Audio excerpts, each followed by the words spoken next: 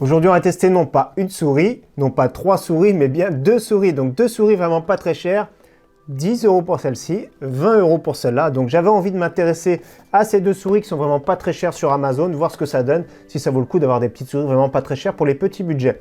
Donc je me suis intéressé surtout par celle-ci que je vous ai présentée en vidéo bon plan parce qu'elle a un excellent capteur optique, le Pixar PMW 3360, et notamment des souris assez haut de gamme reprend ce capteur optique. Salut tout le monde, c'est Flo, j'espère que vous avez la forme. Donc oui, 2 petites souris pour petit budget, on va voir ce que ça donne. Donc je vais les déballer, je vais les tester, ça va être vraiment une vidéo plutôt fun et très rapide. On va pas rentrer non plus dans les détails, mais c'est juste pour voir les sensations, le poids et voir si en jeu, bien sûr, c'est efficace ou non. Déjà, je suis habitué à tester pas mal de souris, je ne suis pas un joueur compétitif, mais j'ai quand même eu pas mal de souris entre les mains, notamment des souris assez haut de gamme.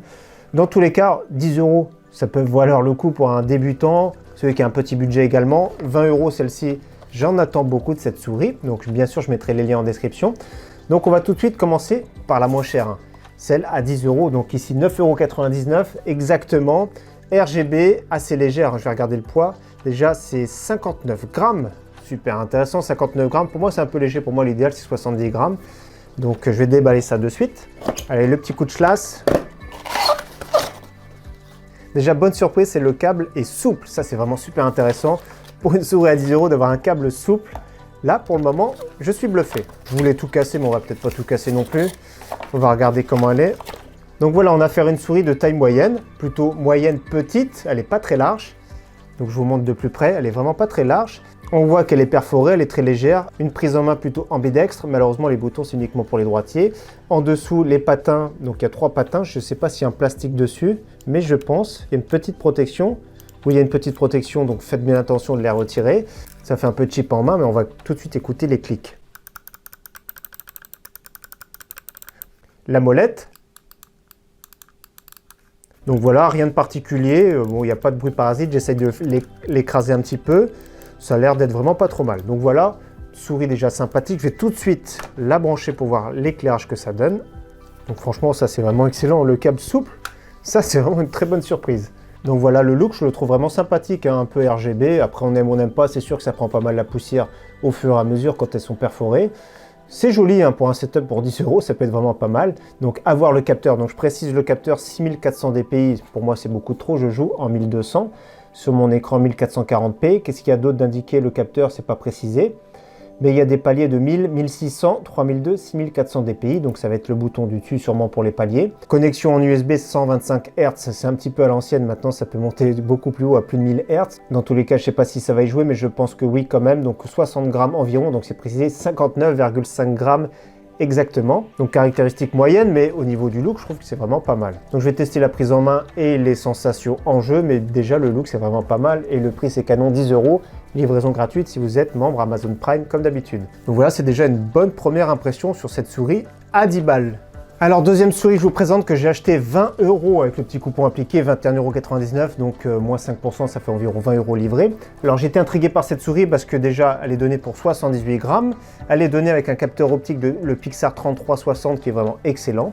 Et donc ce qui est bizarre, c'est que moi j'ai une marque que j'ai reçue, c'est le iMice T98 Gamer, et là il y a marqué Arena. Donc on va voir parce que déjà le look me paraît un petit peu différent. Donc déjà on aperçoit déjà directement la souris comme ça, le package est vraiment pas mal, 7200 dpi, je vérifie tout de suite ici. C'est précisé également 7200 dpi, connectique en 125 Hz également, c'est pas terrible du tout. Ici il y a marqué 110 grammes, là c'est bizarre, 110 grammes à plus ou moins 5 grammes. Donc on va tout de suite vérifier tout ça. Les paliers dpi 1200, c'est top pour moi, 1600, 2004, 3002, 4008, 7200 dpi. Donc on va déballer ça de suite. Bon bah déjà, elle a pris un star. On va regarder. Donc ils nous disent sur Amazon, si on laisse un commentaire, déjà c'est mauvais signe, on a un coupon, un cadeau de 5 $. Donc là c'est vraiment pour avoir des pubs déguisées, ça se fait beaucoup sur les produits entre guillemets entrée de gamme. Donc là le câble est tressé, mais le tressé il est beaucoup moins souple que l'autre. Comme on voit déjà c'est un peu plus rigide, donc ça déjà c'est un peu plus dérangeant. Autrement la prise en main, elle fait plus cheap que celle à 10 €. Franchement, je suis un petit peu déçu. Il y a une petite grille sur le dessus qu'on voit peut-être pour éviter d'avoir des poussières ou des miettes dedans. Dans tous les cas, on va tout de suite écouter les clics. Les clics sont beaucoup mieux quand même. Ouais, ils sont mieux les clics. La molette également sont mieux. le petit bouton sur le dessus. 4 petits patins sur le bas, pareil, il faudra retirer. Moi, je préfère quand c'est 2 larges patins, en général, ça glisse un peu mieux. Ça fait les plastiques beaucoup plus durs ici. Là, c'est vraiment super rigide, hein. C'est une souris qui est vraiment très rigide. Je mettrai le petit poids ici en imprimé. Je vais mettre ça sur la balance pour voir le poids exact, mais ça me paraît à peu près 85-90 grammes, je dirais, à l'œil. Donc, je me trompe peut-être, mais je dirais environ ouais, 85-90 grammes. Toujours pareil, le design est en bidextre. Les boutons uniquement sous le pouce droit. Et c'est plutôt une souris pour des mains de taille petite, voire moyenne. Regardez-moi ces 19 cm, je trouve que c'est vraiment pas mal. Le gabarit est vraiment contenu. On va tout de suite voir l'éclairage. Donc là, au niveau de l'éclairage, il y a beaucoup plus de RGB que l'autre, hein, comme on voit. C'est beaucoup RGB. Ça fait un peu guirlande de Noël d'ailleurs. Alors moi, je ne suis pas trop fan de ce look en général. Les plastiques très durs, mais voilà, elle fait vraiment très rigide comme souris. Donc ça fait une souris un peu cheap, on va dire. Donc 20 €, je dirais qu'elle vaut même pas 20 €. J'espère vraiment que le capteur, c'est le même. Et donc on voit très bien que c'est la bonne souris qu'il y a là, sauf qu'il y a une grille en dessous. Je pense qu'ils ont eu des problèmes. Et du coup, ils ont rajouté une grille en plus pour éviter les petites cochonneries à aller dedans. Donc je vous montre les deux côte à côte. Le design, comme vous voyez, moi je préfère celui de droite. Mais après, au niveau des clics, je préfère celle de gauche. La prise en main également, je préfère celle de droite qui est un tout petit peu plus légère. Donc bien sûr, maintenant, plus qu'à tester, voir les performances, les sensations. Et on se revoit après ça.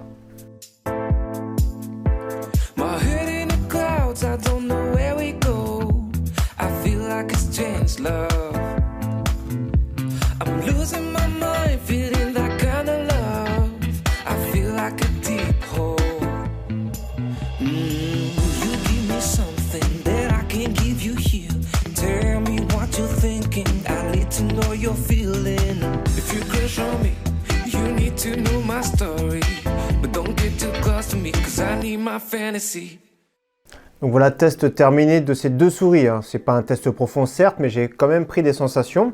Donc déjà, les prises en main sont vraiment très correctes, rien à reprocher. Les deux sont assez cheap, hein, l'une ou l'autre. Il n'y en a pas une qui est meilleure que l'autre au niveau des finitions. Donc après, la prise en main, ça reste vraiment correct. La glisse, celle-ci, la petite à 10 €. Je dis petite, mais elles font la même taille. Donc celle-ci glisse beaucoup plus. On va y revenir tout à l'heure au niveau des performances. Celle-ci accroche un petit peu plus le tapis. Donc celui qui aime les glisses très rapides, pourquoi pas celle à 10 €. Celle à 20 €, je trouve que c'est quand même beaucoup plus cohérent. Dans tous les cas, les deux ont été relativement proches au niveau des performances. Je n'ai pas trouvé de sensations différentes. Je préfère quand même celle à 20 €, je trouve quand même en jeu beaucoup plus précise. Donc beaucoup entre guillemets bien sûr. Donc plus précise, et d'ailleurs j'ai envie de la démonter. Je vais la démonter pour voir le capteur si c'est vraiment le 3360. Donc précision sur la souris à 20 €, il y a un petit switch ici pour changer les modes d'éclairage. Je vous laisse voir un petit fond ici. Donc ça c'est la petite précision. Et ici c'est bien précisé pour le réglage des DPI. Sur les deux souris c'est sur le dessus comme ici. Donc ici par exemple la souris à 10 €. Le vert par exemple c'est 1000 DPI. Le violet c'est 1600 etc. Comme je vous montre ici. Là le bleu on passe directement à 3200 DPI. Si je rappuie dessus en rouge 6400. Si je rappuie en vert c'est 1000 DPI. Donc voilà, au niveau performance et sensations, ça reste correct, hein, c'est pas exceptionnel, c'est bien pour un débutant. J'ai fait le test, je vous invite d'ailleurs à tester, c'est Human Benchmark, donc avec le test qui s'appelle AIM Trainer. Je me suis entraîné pour voir le temps de réaction, lequel serait la meilleure au niveau des capteurs, et surtout au niveau de la prise en main et de la glisse, etc. Donc pour voir la sensation, voir la rapidité de la souris. Donc première souris que j'ai testée, c'est celle-ci à 10 €. J'ai fait 3 tests et j'ai fait une moyenne. Donc j'ai pris mes petites notes sur un post-it. Donc j'ai fait 522 millisecondes, 523 millisecondes et le troisième test 537. Donc une moyenne de 527 millisecondes sur la souris à 10 €. Sur la souris cette fois-ci à 20 €, c'était un peu mieux. Avec 486 millisecondes, 484, 479 avec une moyenne de 483 millisecondes, ce qui est quand même une différence assez importante entre guillemets, ça peut faire des fois la différence en jeu, grâce surtout à un meilleur contrôle du tapis. Ma souris de tous les jours, c'est celle-ci, hein, une souris sans fil, la Rockstrix Impact 2 Wireless. Alors celle-ci que j'aime bien, depuis que je l'ai, je trouve qu'elle est vraiment bien, seulement l'autonomie je la trouve un petit peu juste. J'ai fait mieux au niveau des performances, donc j'ai fait 3 tests également, 463 millisecondes, 451, 433, avec une moyenne de 449, donc celle-ci est quand même plus performante, donc déjà ça y joue parce que j'ai beaucoup plus l'habitude. Ce qu'il y a aussi, c'est qu'il n'y a pas de câble, donc c'est un gros plus, et en plus de ça le capteur est très bon. Donc voilà, c'est juste pour vous donner un ordre d'idée.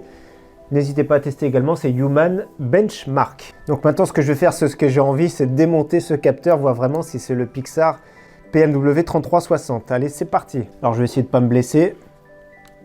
On va faire sauter les patins ici. Donc voilà, on décolle tout doucement les patins.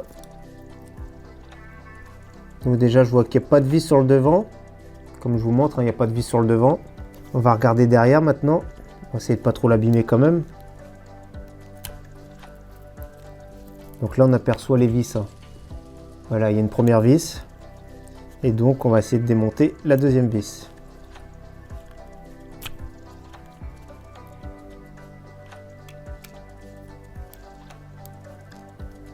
Donc voilà. Donc ça s'enlève vraiment simplement. Il n'y a vraiment pas de souci. Ça part tout de suite. Donc on voit la qualité. Et c'est surtout le capteur qui m'intéresse. On va regarder ce qu'il y a dedans. Donc déjà sur les switches, il y a marqué Uano. La marque des switches, c'est Uano. Donc des petits switches Uano, je ne connais pas spécialement. Mais le capteur, je ne sais pas lequel que c'est. Il y a marqué la référence A725F. Je vais tout de suite regarder ce que c'est. Donc c'est A725, A885, 10K. Je vais directement voir sur internet, faire une petite recherche. Donc là, par exemple, sur Cdiscount, je trouve la marque Deluxe avec le capteur A725 qui coûte environ 15 €. Donc c'est livré depuis la Chine. Donc je pense sur AliExpress, on retrouve aussi pas mal de souris en A725. Alors je ne sais pas ce que ça donne ce capteur, mais c'est vraiment pas le capteur qui est annoncé. Donc publicité mensongère, c'est pas le 3360. Dans tous les cas, il est resté relativement efficace. Hein. Pas beaucoup plus efficace que la souris là à 10 €. Franchement, je préfère autant la souris à 10 €, même si la glisse est un petit peu trop abusée, trop prononcée. Mais là, pour moi, la grosse surprise de ce comparatif, c'est la petite souris à 10 € qui, je pense, vaut le coup. Bien sûr, si vous pourrez vous faire livrer avec Amazon Prime, tant mieux. Je la trouve beaucoup plus simple, plus légère, plus facile à prendre en main. Donc, pour 10 €, pour moi, c'est vraiment celle-ci la bonne surprise de ce comparatif. Donc, merci à tous d'avoir suivi le test de ces deux souris gamer. J'ai dû en sacrifier une, bien sûr, pour la science. En tout cas, comme d'habitude, merci à tous et à très bientôt. Ciao, bye!